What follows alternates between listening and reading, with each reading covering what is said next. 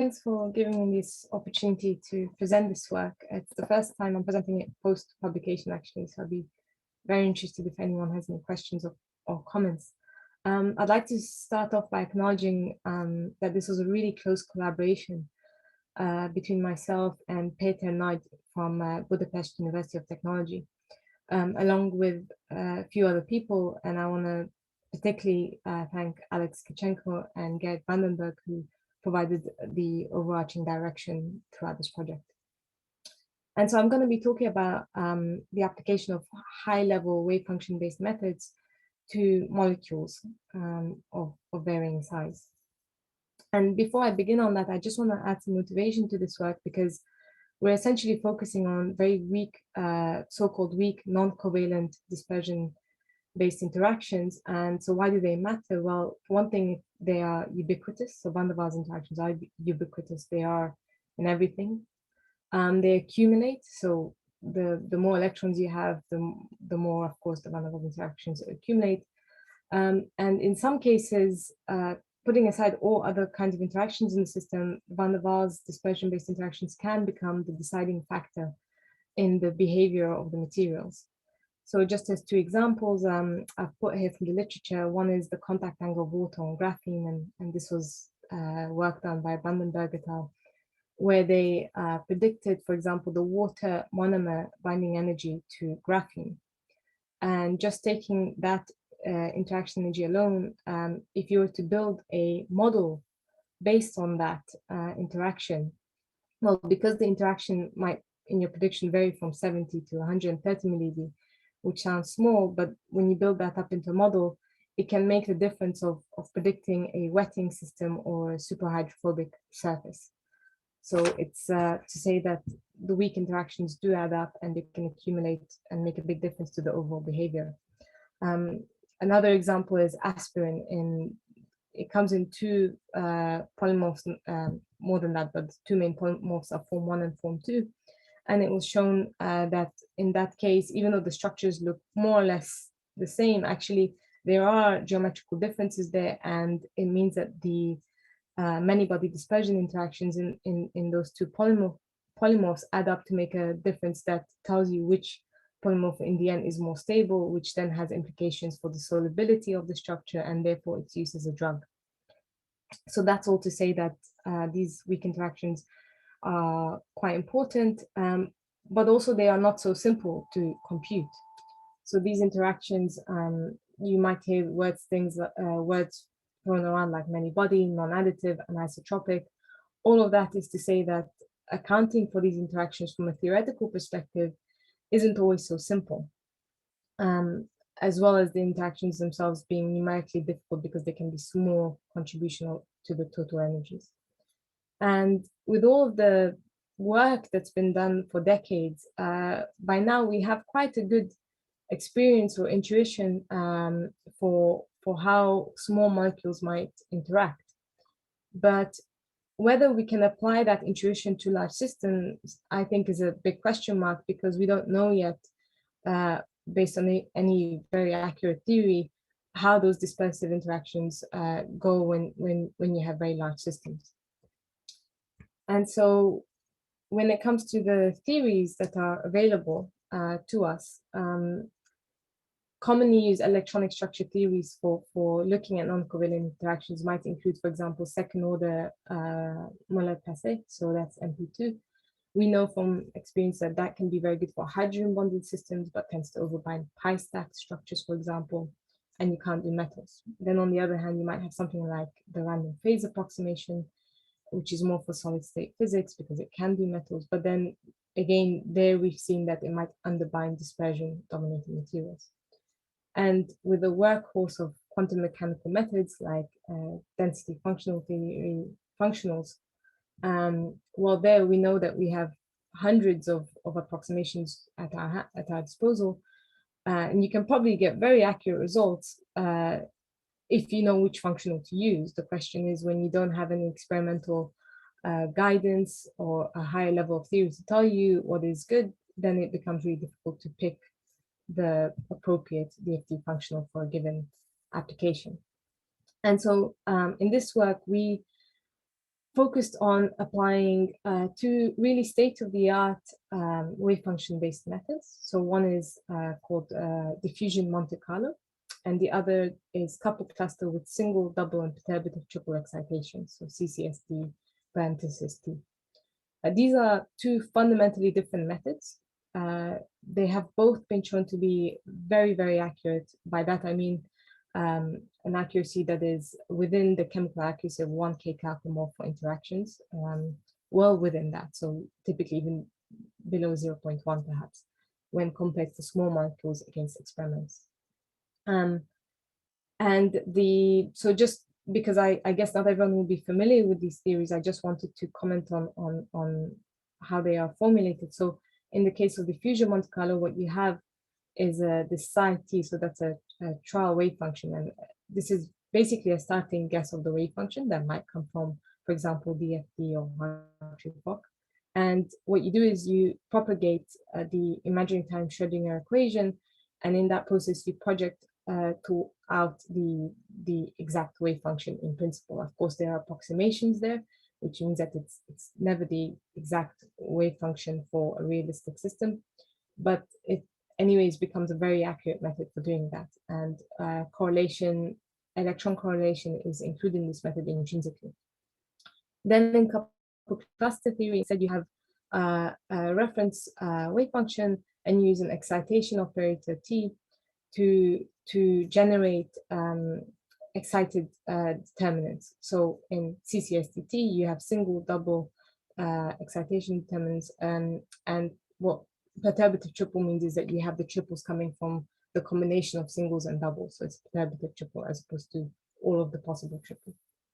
But the point is that both of these methods have been shown to be very accurate for small molecules, but even for some molecular crystals and larger systems. And how do we know that? Well, we have at our disposal by now a lot of very handy data sets. And I'm not going to bore you with all the details of the different ones, but the figure basically is there to tell us that we have established for relatively small molecules that these two methods are in good agreement.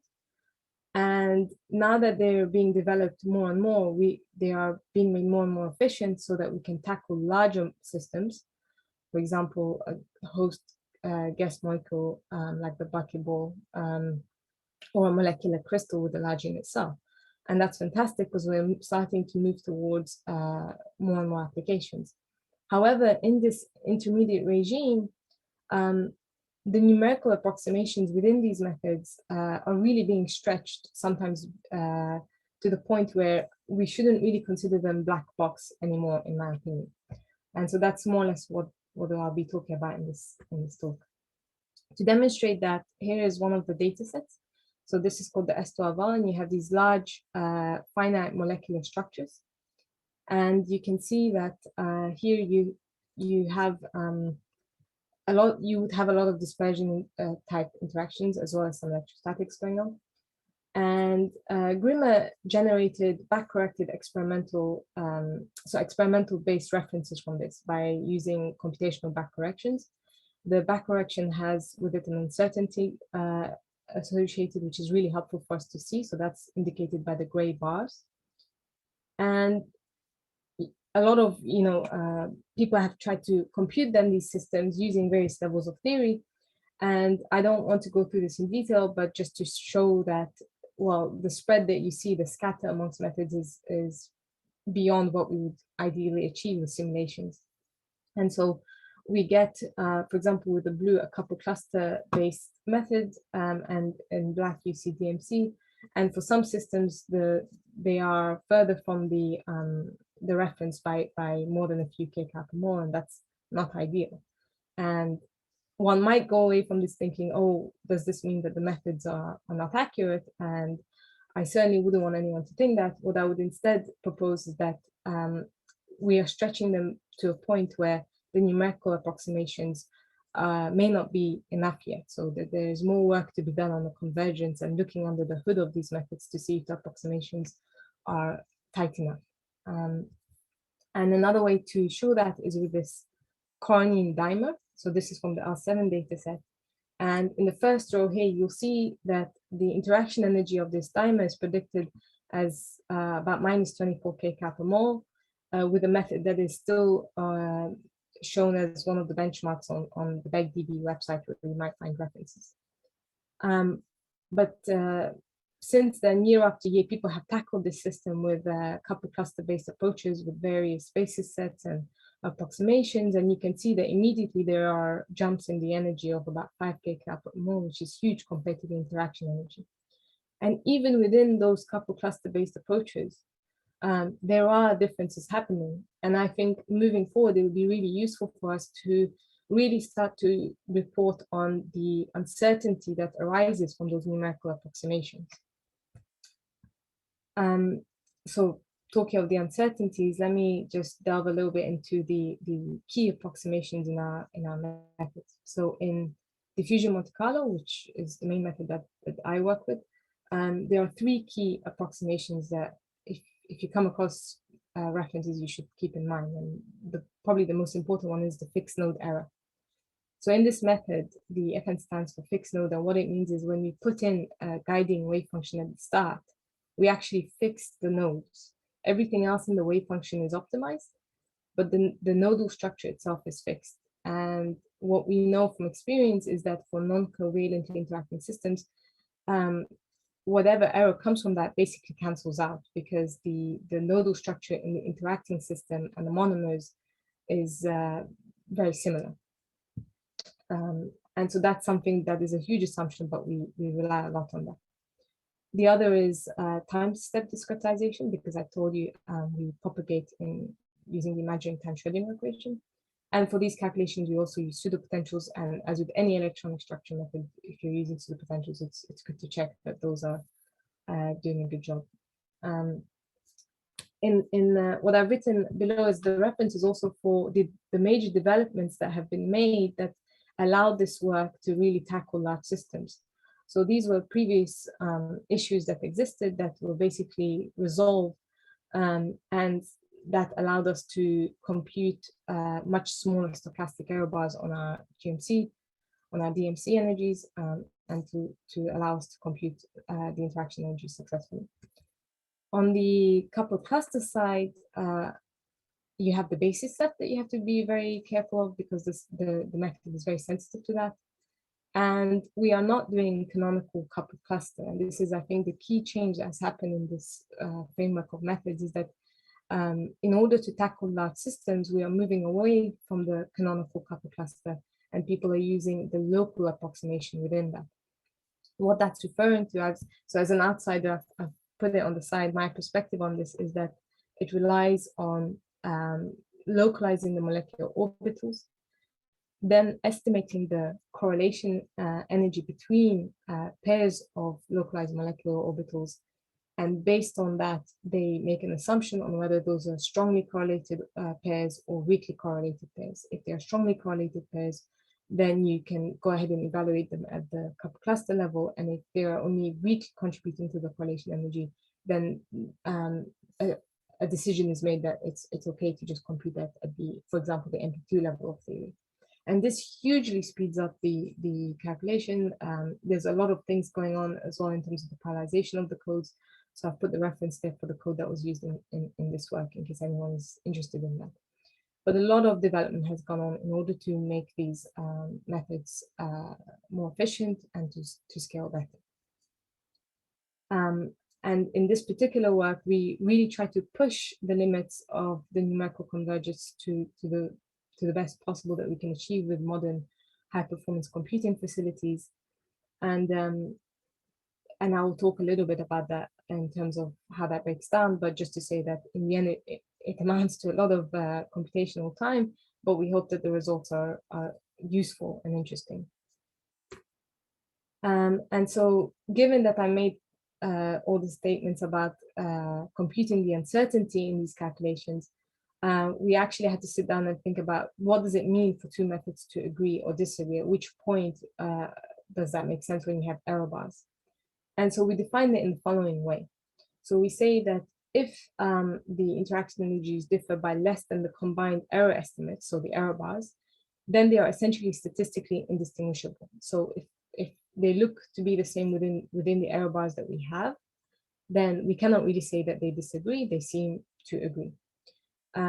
Then beyond that, you can say, okay, well, there's disagreement, but is it one that is appreciable or not? And we decided that, well, if we say that room temperature KBT is about 0.6 kcal per mole, then if it is less than that, then they are essentially thermodynamically consistent, just to say that they will be difficult to distinguish at room temperature. Of course, the calculations are at 0K, there's no temperature involved.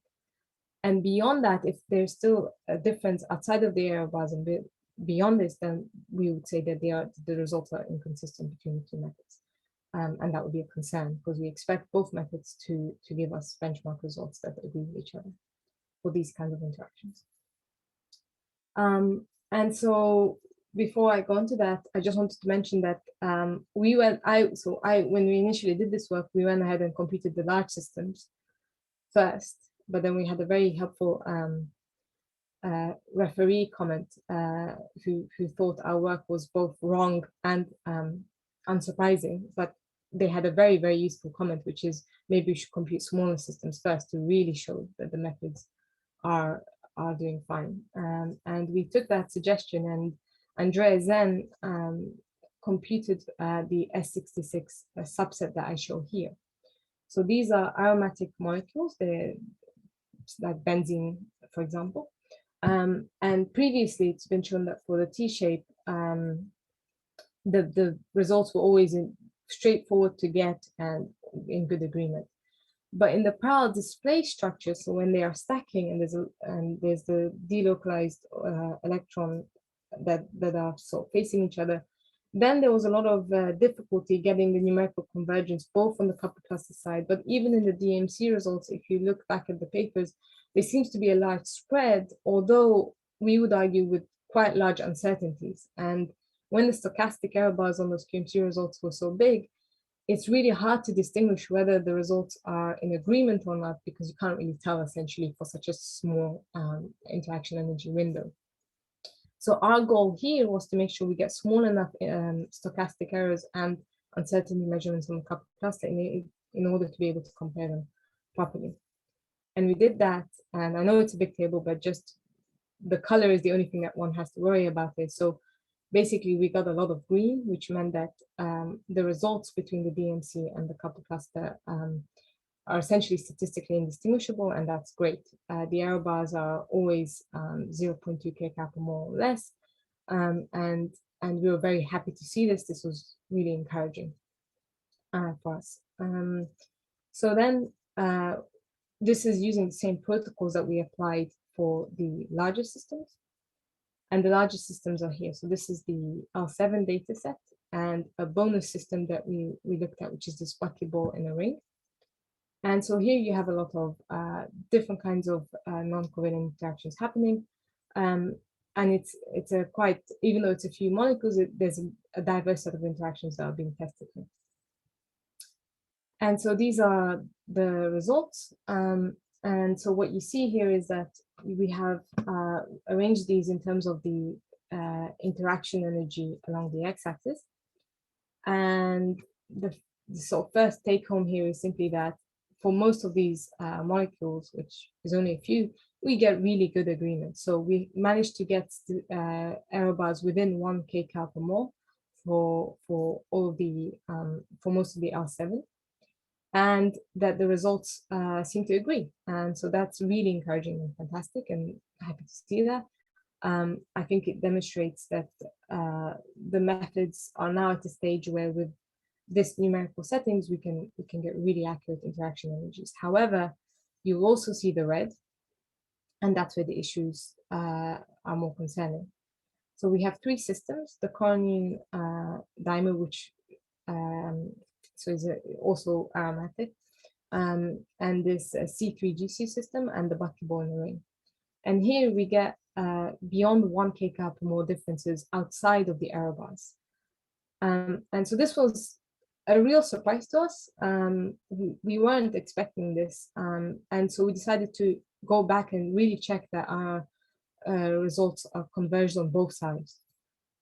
And so you see here the yellow bar is essentially what we're concerned about, and I'm going to try and demonstrate using the C3A and C3GC systems that this is beyond the numerical approximations, these differences. So those two molecules I just mentioned, they look similar to each other, this C3A and C3GC there in the middle, and yet we have different outcomes for the two. So to start us off with, on this panel, I'm going to go bit by bit here. What you have on the right is the QMC results. And the first approximation that I told you is really important is the fixed node error. One way to gauge that is by using different orbitals. So if we use PB0 and LDA orbitals, the nodal structures are different for those two cases. And so if we, in the end, still get the same result, what that indicates is that the FNDMC interaction energies are not sensitive to the nodal structure. And you can see that in both cases, the results overlap within the statistical error bars, which I should mention is 2 sigma. So for each of these DMC points, we have an error bar which corresponds to a 95% confidence interval. And so we're quite happy that at least in these cases, the nodal structure doesn't seem to make much of a difference. The other major approximation is the time step discretization, and here I show you 0.01 and 0.03 time steps, and you can see that again there doesn't seem to be a statistically distinguishable difference in the final result, so we're okay there. Then on the couple cluster side, well, you have to put quite a lot of effort into doing all of the basis set extrapolations as best as possible with and without counterpoise corrections. And if you focus on the filled blocks, you'll see that with counterpoise corrections, then the basis set converges quite quickly. Then the second set of approximations that you have to take account of is the localization approximation. So this is to do with how much of the correlation energy you compute at the higher level method. And again, there you see a smooth systematic convergence, which allowed him to extrapolate and therefore deduce a error bar. The dashed line is the combination of the final result that we report, with the dashed line showing the error bar from both the basis set and the localization approximation. And for the circumcoronary GC complex, which is outlined in green, well, there you see very similar behavior, whereas as long as you have counterpoise correction, then the basis set converges quite nicely. For the localization approximation, it's a bit slower, which means you have a larger error bar in the end, but it's still smooth and systematic. And so we were quite happy, and we figure that we have a decent handle on the numerical approximations for these systems. And the 2.2 kcal/mole difference for the second molecule persists outside of these numerical approximations. So we've tried to track the sources of error, where we've tried to gauge the fixed node error. And although I didn't show you, we also checked the pseudo potentials in the diffusion Monte Carlo. And at the same time, another work, which was actually all electron FNDMC, so all electron QMC calculations, had results which agreed with us for the L7. So that was very encouraging to see. And at the same time, on the couple cluster side, we tried to handle everything. So what remains is the question. Now, what can be done further on the QMC side is to try to systematically improve the nodal structure. You can do this by going beyond the single stated determinant and using multi-determinant approaches. And this has been tried, for example, for the benzene molecule, but the error bars were too large in the past. So one will try to do that perhaps again and really reduce the stochastic error bars in that case, or to try it for the larger systems. There are also very interesting works that are happening to change the wavefunction ansatz completely using machine learning approaches, which would also deal with the fixed node error. On the couple cluster side, questions we can ask is, well, is a localized basis set enough? Do we have to completely shift our basis set type? Would we then converge to a different answer completely, perhaps? Or, of course, CCSDT is not taking into account all orders of the excitations, because in the past it was seen that it's mostly unnecessary, although Now with the developments that are happening, people are starting to test CCSD-TQ, so with quadruples, and there is evidence coming out that perhaps going beyond parenthesis D will lead to a destabilizing effect, which would reduce the interaction of these a little bit. So these are all questions that remain to be answered and to be seen. I would just like to give you the take-home message, I guess, that I think as time has gone on, couple cluster, which used to be considered a black box method, I don't think should be considered so much of a black box method anymore. I think it takes a lot of expertise to apply it carefully, and that you should really look under the hood for both QMC and couple cluster when you want to look for a reference number, and to see that everything is fully converged and consistent. And yeah, I hope a lot more work gets done to resolve the remaining differences that we have found. If you have any questions, let me know. That's it on my side.